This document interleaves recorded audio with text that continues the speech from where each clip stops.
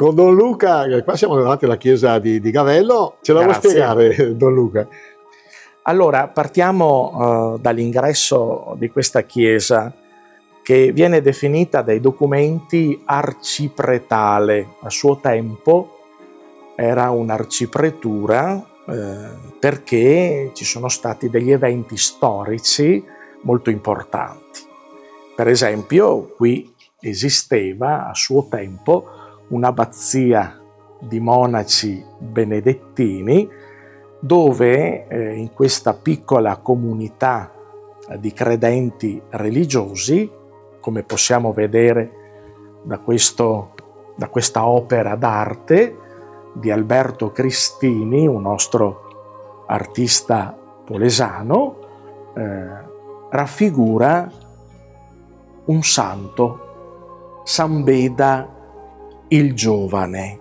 Nell'883, togliendo l'uno davanti, ha vissuto qui in questa abbazia di Gavello per 10 anni circa e poi è morto in concetto di santità. Noi abbiamo anche la statua della Madonna che viene portata in processione il 31 maggio, facendovi vedere le altre opere d'arte che si susseguono in questa chiesa. Arriveremo anche al tesoro dei Gavellesi, che è proprio la Beata Vergine delle Grazie.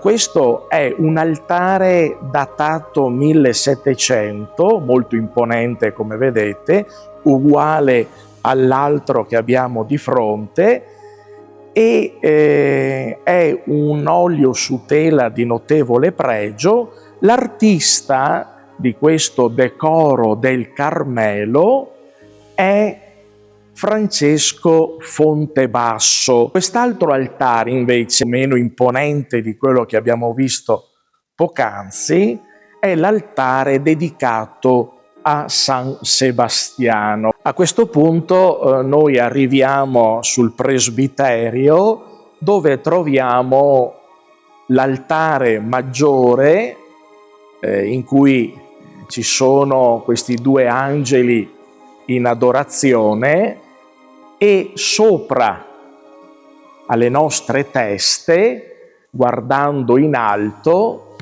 vediamo la patrona Madonna delle Grazie, la Beata Vergine delle Grazie, che è datata 1300, policroma, terracotta, dall'artista Michele da Firenze.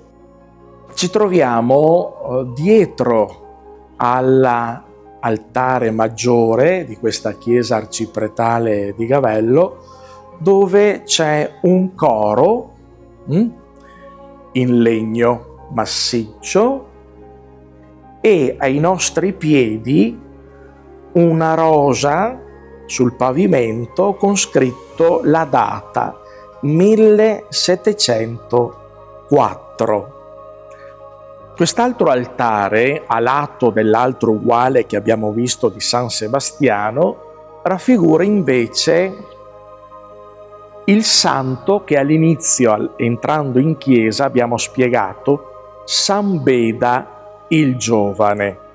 L'altro altare, parallelo a quello che abbiamo visto del decoro del Carmelo, troviamo, anziché un quadro, una statua. Raffigura San Pietro da Verona, che è stato un domenicano. Ecco perché noi troviamo in diverse tele a Gavello dei domenicani raffigurati, come San Domenico, il fondatore dell'ordine dei predicatori. Anche lui, domenicano, è stato il patrono di Gavello fino al 1954. Dopodiché è passata alla Beata Vergine delle Grazie. Anche questo altare del 1508, anche qui scritto in alto sopra la testa di San Pietro da Verona, troviamo scritto credo in un solo Dio, perché era il motto dei domenicani. Infatti è stato martirizzato in una imboscata mentre andava a predicare con una scimitarra sulla testa.